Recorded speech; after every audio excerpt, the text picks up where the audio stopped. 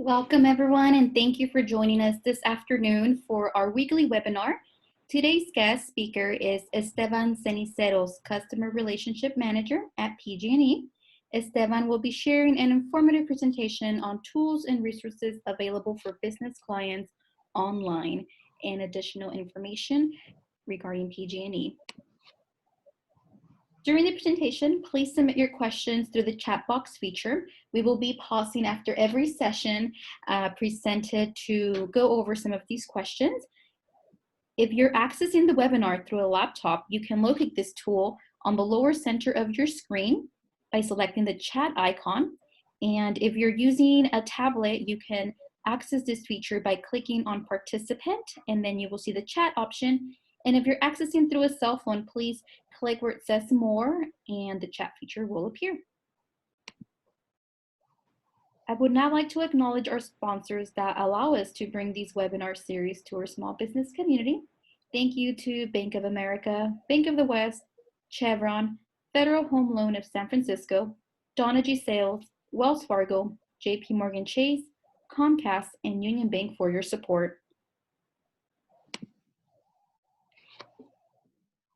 Here is the agenda for today's presentation.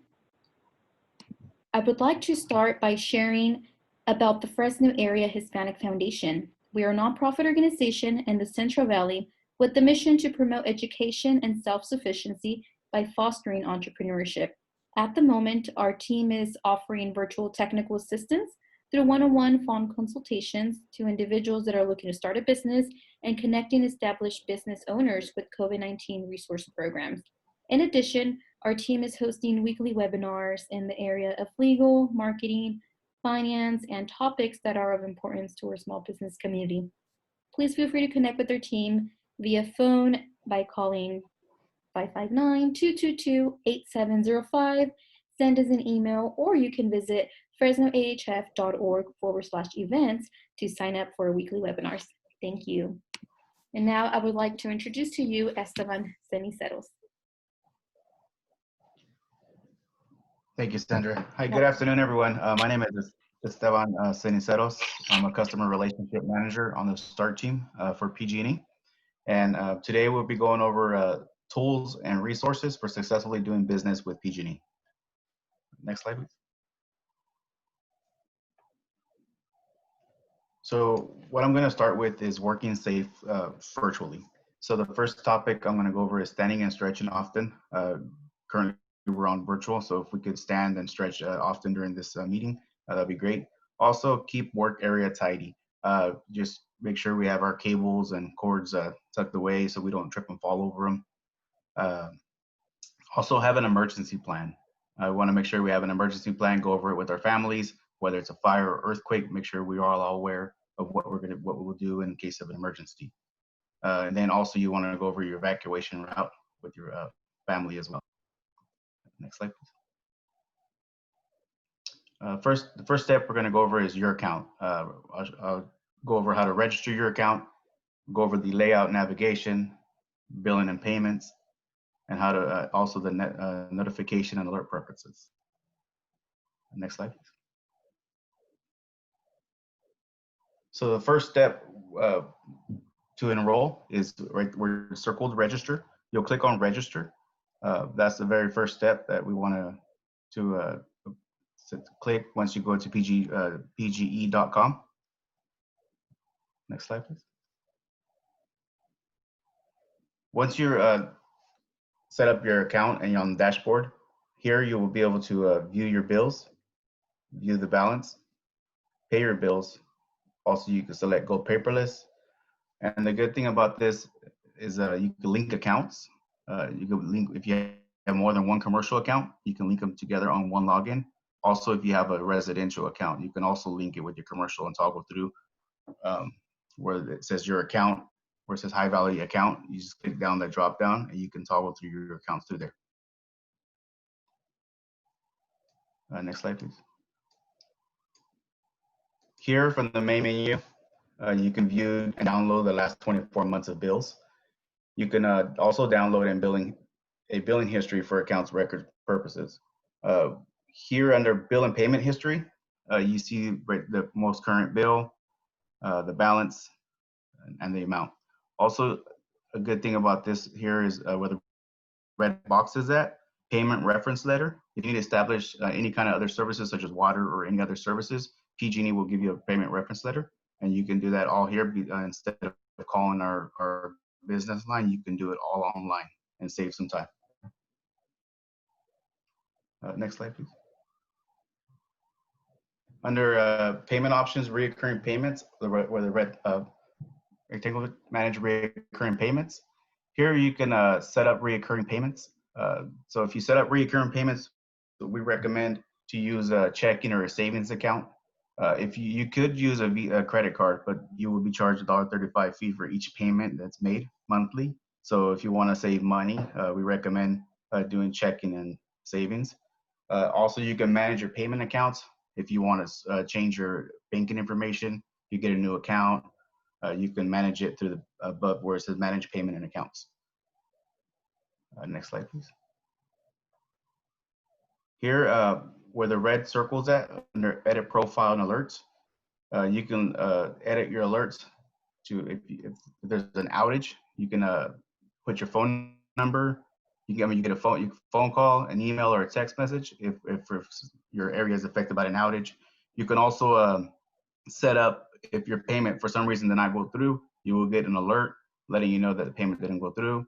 You can also set up a bill threshold. For example, if you set your bill threshold for $300 and you're only 20 days into the billing cycle, you will get an alert once it hits the $300, so you can be aware of roughly what your bill might be at that time. So that's a really good option to do, is the bill threshold.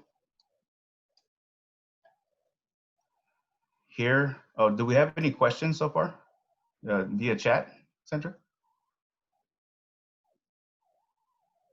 Sorry, I don't see any questions at the moment, but I do want to encourage our participants. I have disabled the unmute option, so everyone is able to unmute themselves at this time if anyone has any questions. So we'll give a few seconds. If not, we'll continue, and throughout the presentation, we'll be taking some breaks after each session.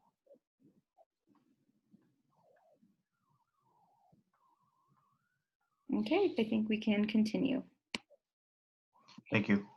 Okay, so then step 2, we'll be going over the energy management tool, business energy checkup tool, the facility profile, also review costs and usage data, and also the rate analysis. Next slide, please. Under the business energy checkup, using the business energy checkup, you will answer like 5 questions. I want to say 5 questions regarding your building and facility. And then at that time, you will be able to track your energy usage and costs, get energy saving tips and recommendations, and also create an energy saving plan. So where that red square is at the box, under manage your portfolio, find ways to save. If you click on the take the checkup, that's where you'll answer the 5 questions. And then at that point, you'll be able to get energy saving tips here. And also on the right-hand side where it says cost and usage trends, you can see your detailed usage and costs. Also, you can download usage, compare your bills month to month. And again, that's where the facility profile comes in. Also, you can compare your rates on this tool here. Next slide. So these are the steps, the ones I just went over here, the cost and usage trends. Towards the bottom, it gives you ways to save. It gives you tips. Down there in the bottom left. And also you can share your usage data. For example, if you're looking into going solar, you can share your data with your third party, which is, it could be a solar company, or instead of calling and requesting the usage, you can do it all online and save time. Next slide. Here is where the facility profile, this is where you'll answer the 5 basic questions regarding your facility. So you want to put in the type of facility, whether it's a gym, a restaurant, a bar, whatever it might be.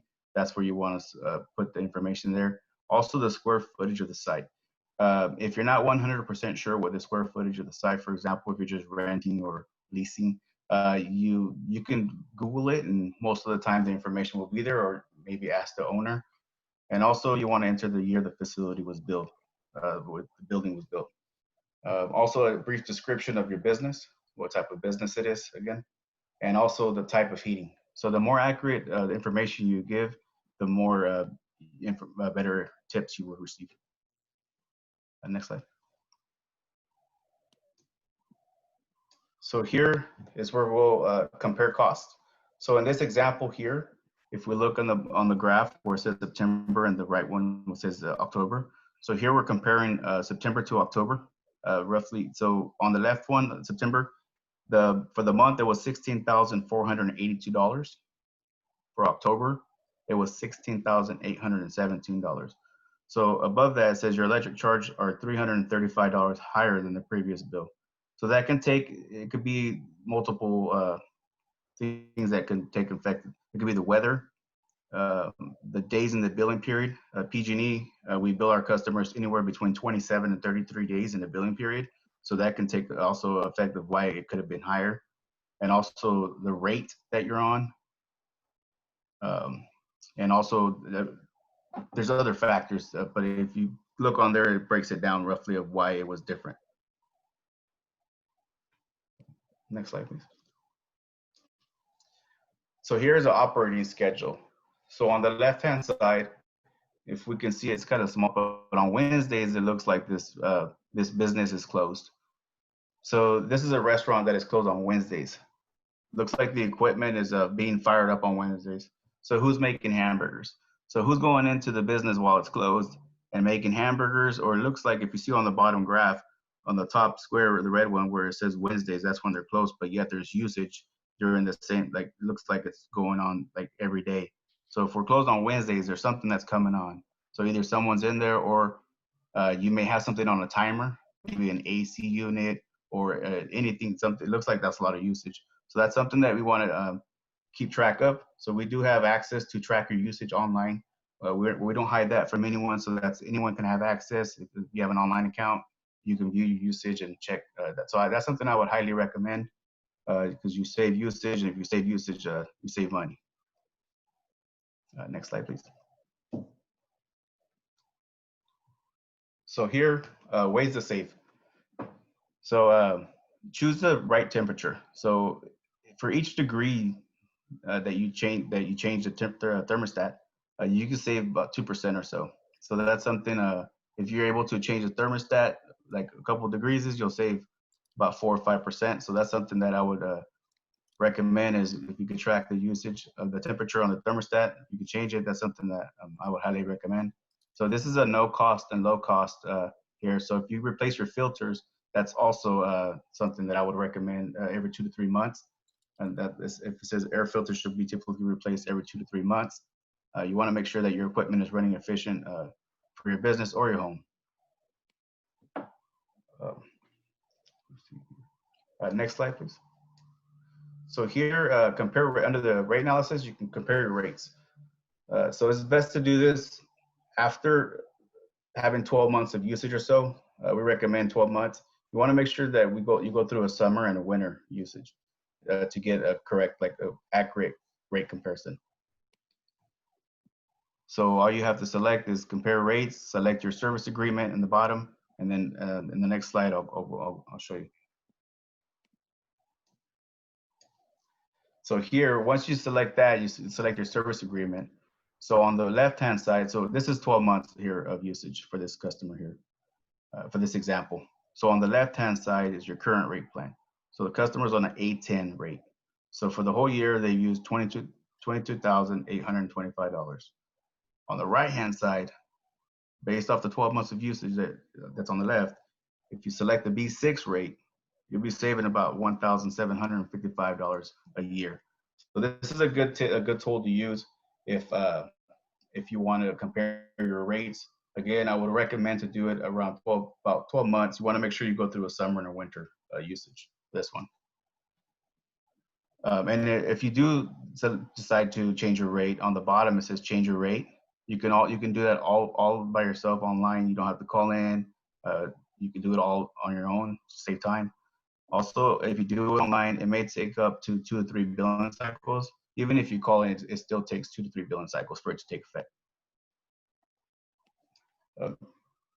Sandra, do we have any questions for the chat? via chat. Yes, I don't see any questions. Actually, yes, thank you. So I have one question here. So it says during the discussion that there was a discussion that PG&E was going to be deregulated. Is this true? And also, there was also a comment that Southern California Edison just got deregulated. Is that something that we might have some information on? I'm not 100%. I don't have that answer over here. My supervisor is on the line, Cesar Gonzalez, a start team supervisor. Cesar, by any chance, are you able to answer that question? Hi, Esteban, and good afternoon, everyone. Unfortunately, at this time, I don't have the final answer on that, but we can definitely circle back and make sure that any questions captured that we weren't able to answer at the time, we can send over an FAQ after the call. So thank you for the question. We'll definitely be circling back. Okay, sounds great. Thank you. We can continue. Thank you for the question. That was a good question. The next, step 3, I'll be going over the Public Safety Power Shutoff. Here, we take advantage of PG&E's tools and resources online. So I'll be going over what is a PSPS, how does it work, and how do I prepare for a PSPS. Next slide, please. So here are a few things that cause a PSPS event. So one of them is going to be gusty winds. So if there's gusty winds, if you're in a area where it's high fire area, we will call it PSPN. There's gusty winds, also dry vegetation conditions, heightened fire risk. So that's, again, if you're in a high risk area, you're more than likely going to be affected by the PSPS event due to the necessity to turn off the electric service. Next slide, please. So how do I prepare for a PSPS event? So one thing I would recommend is to update your contact information under edit profile and alerts that we went over earlier. That's where you can set up for outages, PSPS events. You can, again, set up email, text message, or a phone call. Through channels we can contact you if you're going to be affected by the PSPS. Also, this is where I set up a customer alerts, text, phone, email. Also, we recommend to have a backup plan for temporary power. So if that's something that, if you are affected by the PSPS event, and I would recommend to be prepared, have a backup generator. So that's something that I would highly recommend to get, is a backup generator for temp power. Next slide, please. Here is customer resources. So on the right-hand side under wildfire safety resources, this is the home page. If you click on that link here, next slide, please. If you click on that link here, there's different hyperlinks here that you can click on. The Public Safety Power Shutoff. This is where you can update your contact info as well. Some webinars. Also, it goes over resources, how to have a plan, and also the weather awareness. So there's different resources here that you can click on, and there's very helpful resources on this one here, on this page. Next page, please. Here is where enter outage address. So here you can enter your business address, your residential address, your neighbor's address, any address you would like to enter under the enter outage address to see if you've been affected by it. So if you enter the address there, you select your address, you'll be able to see how many customers are affected by the outage, when did it occur, estimated time of restoral, and also if it's been reported. So if it hasn't been reported, you have the option to report the outage, and it'll send you alerts. So sign up for alerts is right below it. If you sign up for alerts, you can also sign up for alerts here, and it gives you the estimated time of restoral here. Next slide, please. Here's an outage map. So if you, once you enter your information here, it'll tell you how many customers are affected. So if you look right underneath that, it tells you like 1 through 49 is green and so forth. If it's the bottom one, the purplish color, that's if it's a PSPS event. So if for some reason you didn't get a phone call or a text and you go on the map and you see that purplish color, that's when you'll know if it's a PSPS event. If not, then it's just an outage. It's more than likely they'll tell you what caused it. So this is the same tool that we use here. So if you want to save time, you can do it all on your own. It's the exact same tool that we used here.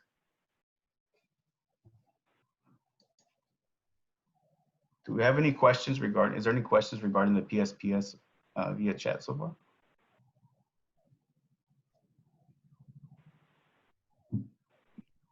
No, there's no questions yet. And I do want to remind guests that everyone has the option to enable their mute option if they want to jump on in the presentation and ask a live question. Thank you. Thank you, Sandra. So here, this is what PG&E, what we're doing to help during the pandemic. We're doing some billing and service modifications.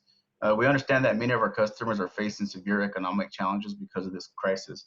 In consideration of PG&E here, we're offering flexible payment plans.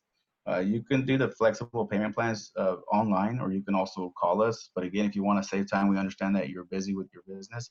You can also do it online. Another thing that we're doing here at PG&E is we're suspending service disconnections for any non-payment, also waiving deposit requirements.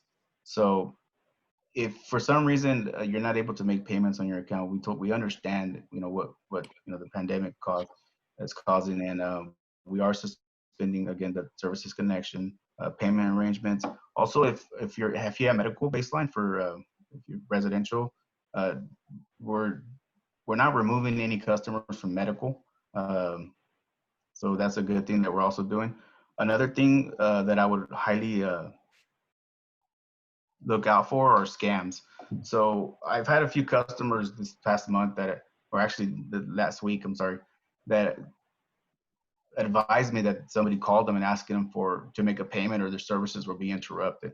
So keep in mind that here at PG&E, we don't call our customers, like I won't call you directly and be like, letting you know that you owe a balance. If not, we're gonna shut your services off. So that's something that I have been hearing, that a lot of customers are being affected by scams. So keep in mind that PG&E, we don't call our customers to ask to make a payment on their account or their services will be interrupted. That's where the disconnection, the suspension of this service disconnection comes into effect, that we're not shutting anybody off, any customers off.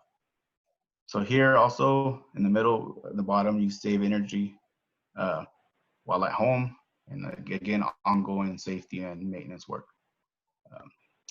Next slide, please.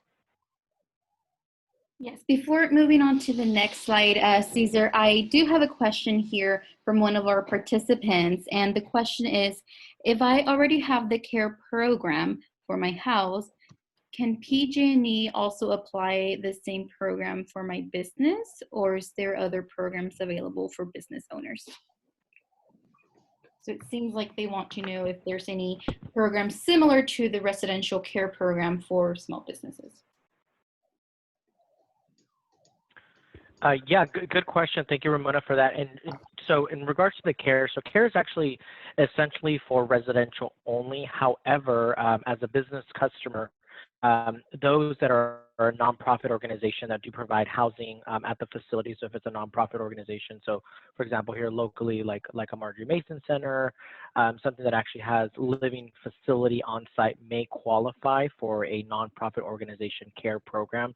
Unfortunately, other than that, there's not a current discount for business customers similar to it is for residential. Thank you. No problem. Great question.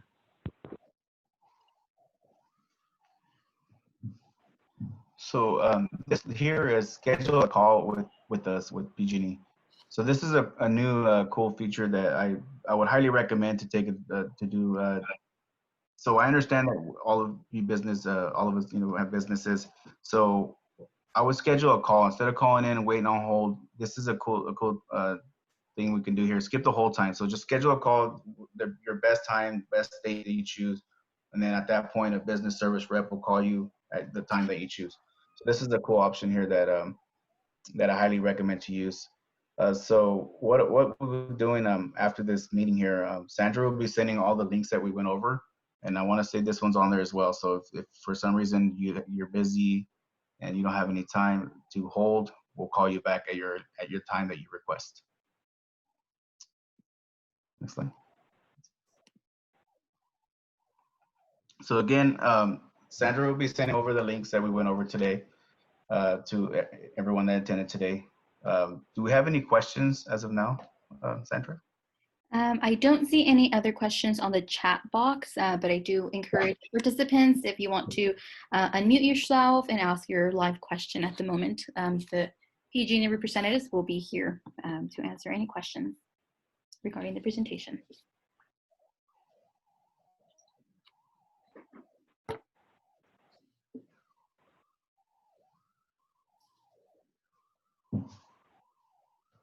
Okay, so I got a thank you, great job. And as Esteban mentioned, all of the links shared within the presentation will be emailed to all of the participants. And with that, I would like to, our next slide, the thank you slide. So thank you so much, Esteban, Cesar, Jenny, Jessica, for taking the time to connect with their business owners and provide these great resources, and the fact that we can easily access online, maximizing, right, the use of the technology that we have available in the tip of our hands, and scheduling those calls, especially with summertime coming and a lot of peak season with use of electricity. This is really great. Yeah, absolutely, Thank Sandra. And again, this is Cesar. Just wanted to also just do a quick plug to, if after we wrap up today, if there's any additional questions or anything else that comes up, definitely feel free to reach out to Sandra. And Sandra, feel free to pass them on to myself, and I'll get somebody on my team to follow up. The big thing about my group is that we're to support all of you guys, all the small business customers. So if something comes up, if you need our support, definitely we're happy to help and jump on a quick call or walk you through anything that you might need. So just putting that out there that we are here to serve the small business customers, all of you guys, and happy to be invited to such a great presentation, be such a great partner here with all of you. So thank you for that. Thank you. And with closing remarks, I want to share what we have coming up this week regarding our weekly webinars. This Wednesday at 10 a.m., we will be having a Spanish webinar we're going to have a U.S. Small Business Administration representative sharing updates regarding the Paycheck Protection Program and the Economic Injury Disaster Loan Program, as well as what does the paperwork look like for the loan forgiveness.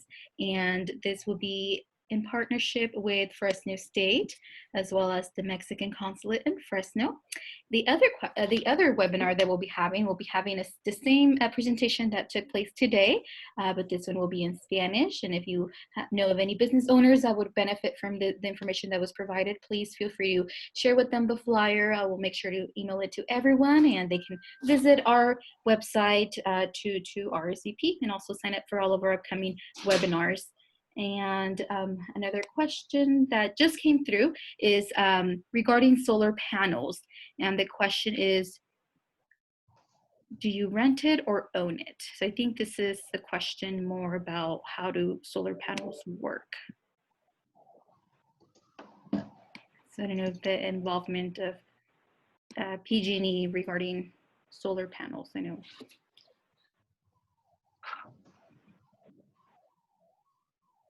Hi, Cesar. Are you still on the line, Cesar? Yep, I'm still here. Oh, hi. Would you be able to take this answer? Yeah, so there's a question on the chat box, and it's regarding, it's just solar panels, and it's asking, do you rent it or own it? So I don't know if PG&E has any programs related to solar panels. Yes, so we don't have any programs where we're renting out solar panels or actually selling our own. Definitely, we work closely with a lot of the contractors or a lot of folks in the area, and with our customers too. So one of the nice features that Esteban was talking about earlier with the online self-service is a lot of our customers actually are looking into solar panels. So a lot of times they'll call in to our contact center asking for their data, their information, so you can actually pull the data there through the business energy checkup if you're ever ready to do a project like that. But in regards to PG&E, we don't actually have our own solar panels that we either rent or sell, but definitely highly encourage it. And if you have any additional questions, then we have a dedicated solar team that's happy to help and kind of answer any additional questions in regards to what that would look like. Okay, thank you. Yeah, absolutely. Great question. And I also want to remind participants to please keep your questions being sent through the chat box. And I have a question here, and it says, regarding the CARE program for nonprofit organizations, can the funds be provided for families and use that as the write-off? So I don't know, I can maybe unmute. So if I'm understanding. Yeah, I just wanted to say, Yeah. because if PG&E, obviously, since they're a huge entity, and let's just say, like, I'm a part of an organization that helps families, and obviously the PG&E that's provided for the family and children that are having to do their studies at home right now, is there a way that PG&E can offer funding for these families through this organization and then have a write-off for the PG&E Corporation? Does that make sense? Yes. So basically, just so that I understood it, so through the CARE program, whatever the discount would be, you mean to write that off? Is that what I'm understanding? Or just a charitable donation from PG&E itself, regardless of the care package or not. Just a direct income provided to the organization, and they're able to distribute those funds to the families that are in need to basically not have to run out of PG&E and not have to have any worries about their bill. I mean, they probably won't be disconnected, but does that make any sense? Okay, yeah, no, definitely. So, short answer to that, so the CARE is actually, it's a California thing. So it's not just like a PG&E created program. It's actually, so it's through the state of California. So that's, they set the guidelines for us. They said, this is what we need. This is, the income guidelines, or this is kind of the specification. So is there a particular person that I could get in contact with? Do you know? You know what? Let me do a little bit of digging around. Let me get your contact information, and I can connect with you offline, and I can definitely see if I have anything. Yeah. I don't know what they would do in regards to like any of those contributions or whatnot, or if there is anything, but I can definitely connect with you offline. That's good. I'll go ahead and I'll put my information to Sandra, or she has it too, but I'll give it to her, and that way she can just pass it along to you. Okay, that sounds great. Thank you so much. Thank you, Larry. And does anyone else have any questions? I want to remind that everyone has the opportunity to unmute themselves, or you can raise your hand in the chat box and I can make sure that you're unmuted.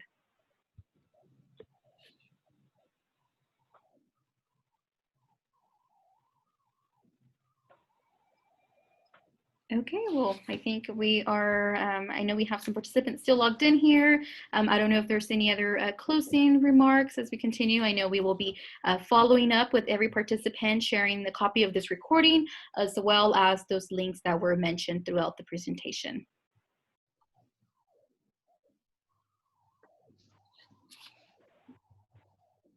So with that, I would like to say thank you, everyone, for joining us. We appreciate your support, and we look forward to providing you with more webinars regarding topics for our business community. Thank you.